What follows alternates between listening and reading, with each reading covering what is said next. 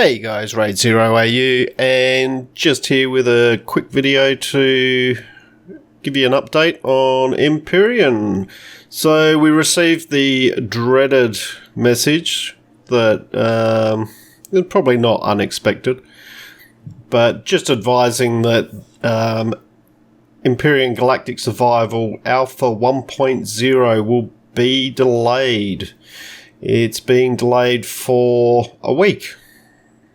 So it's due to come out today as of the time of recording this video.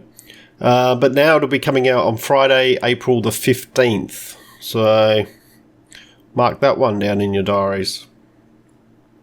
So bit of a disappointment. I'm sure we all want to be playing it. Does it suck? Yes. Is it unexpected? Not really. Having played a number of the early access games, including things like 7 Days to Die and things like that, these delays are probably more expected than not when it comes to major releases in the game's development. And certainly the move to Alpha is a major release for Empyrean. Yes, I'm disappointed by it, but it's not the end of the world. And really, I'd rather Elyon Studios spent that extra time. They've advised that basically they're dedicating the extra time towards some additional bug fixing and to add a bit more polish to some of the features that they've added into the game and things like that. And you know what? I'm all for that. I'd rather it come out and be as smooth as can possibly be expected. Does it mean it's going to come out with no bugs? Absolutely not. There are going to be bugs there, and there's possibly going to be some optimization that needs to still be done and things like that. So, it's still not going to be perfect in a week's time, but kudos for them for going, you know what, we just need this extra week.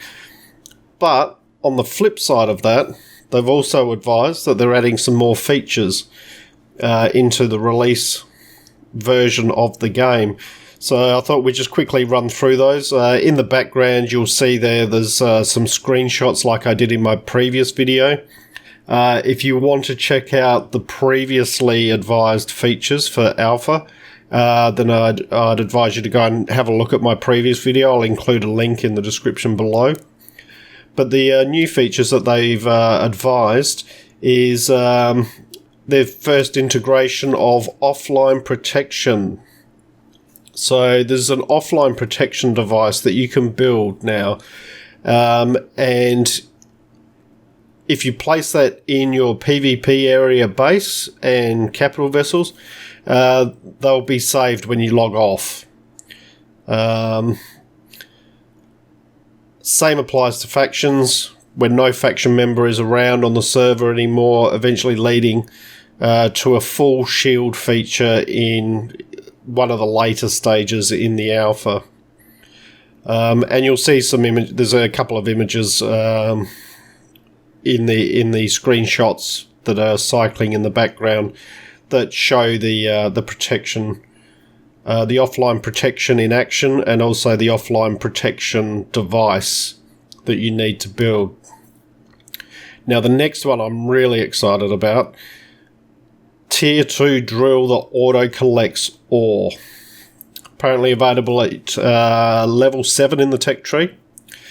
So that's awesome. The T key on my keyboard thanks them immensely.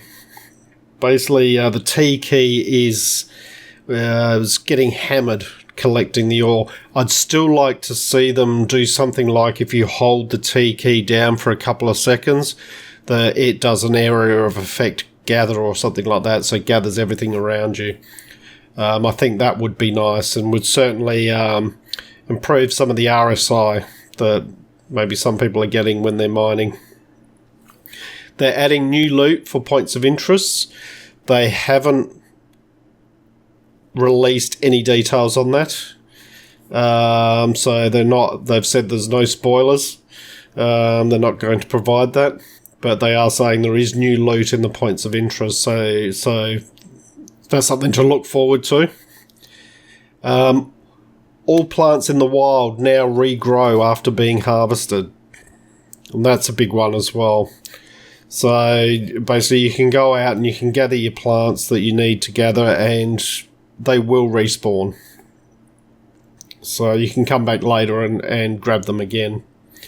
They've added a slider for all lights for setting the intensity and the range individually on the lights, on each light, which is nice because sometimes you find just the lighting it's just a little bit off. It's either too bright or whatever in a particular area for what for the I suppose the aesthetic that you're aiming for in that particular area of a base or a ship or whatever. And this will allow you to set that. They've added some new material-related textures for the texture tool. You'll see that also in one of the screenshots cycling in the background. And they're saying that each material now has a defined set of own textures, plus a few that are shared between all materials. So this that then they're saying opens up the possibility to have even more textures added in the future. They've added a new drone model for the enemy drones, and you'll certainly see some screenshots in the background regarding those. I think there's 3 screenshots there, basically one with a single one with there's a couple of them in there and they're firing, and also the new model of the dead drone, which is probably the way we like to see them. Now the survival constructor.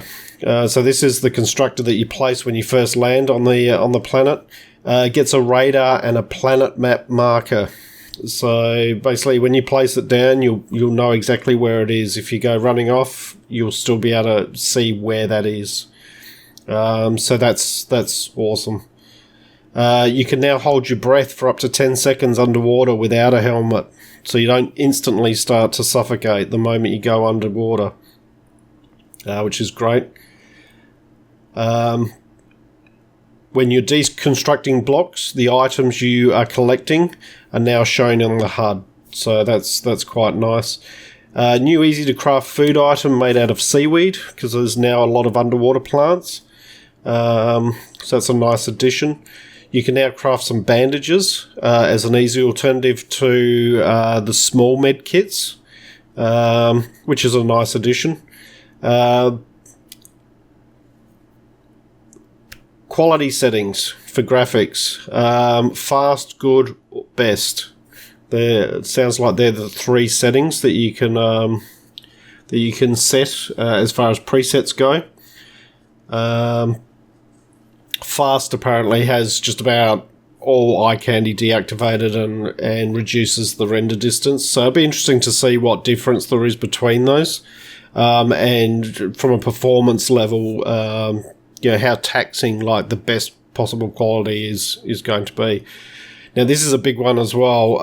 Adding in warp drives now use pentaxid crystals as a fuel. Previously they didn't use any fuel. So obviously that's a new resource that we're going to have to either mine or craft or do something. There's not a lot of more information regarding that at the moment. And there will be a individual warp drive tank that you'll need to be placing to store those pentaxic crystals. And you can now use your own bases as random points of interest for planetary playfields. So if you're wanting to set up the planetary playfields, then basically you can use your own bases for that. So there's a lot of good stuff in there. Certainly this would have been stuff, though, I'd imagine would have been released fairly soon If they're adding it now, then they were pretty close to releasing that sort of stuff. So it's probably going to be added in a patch fairly shortly after Alpha released, if it released on the 8th, as was first announced. But it's nice that that's being added in there, and it's I suppose it's a bit of a sweetener because of the delay. So, effectively, we've got another week to wait. As I said, I am disappointed, not surprised overall, and still super hyped for Alpha to come out. Look forward to jumping in there and seeing what's new and what's changed and things like that. So, yeah, all I can say is bring on the 15th. So I hope you found this video interesting or useful in some way. If you have, please leave a like and subscribe. And I look forward to seeing you all around the 15th, making Planetfall somewhere. I'm Raid Zero AU, signing out.